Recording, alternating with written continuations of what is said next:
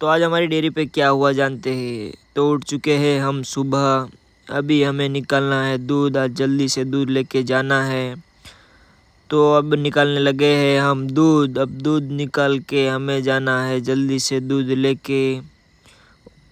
और हम आ चुके हैं दूध लेके, हमारे यहाँ के मिल चुके हैं हमें, हम इनसे हेलो करके आ चुके हैं डेयरी पर। डेयरी पे आज थी इतनी भीड़ है हमारे काका। और अब आ चुके हैं हम घर और निकल चुके हैं गाय लेके। ये हमारे रितेश भाई साथ है। अब आ चुके हैं हम गैया में, गैया चारा के अब हमें जाना है पानी पिलाने को। अब हम जा चुके हैं पानी पिलाने, गाय को थोड़ा सा नहला के अब हम जाने वाले हैं घर।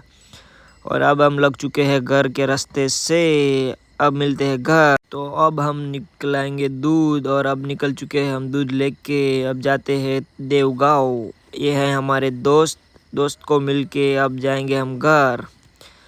और अब निकल चुके हैं घर। और लाइक शेयर फॉलो सब्सक्राइब कर देना गाइस। मिलते हैं नेक्स्ट ब्लॉग में।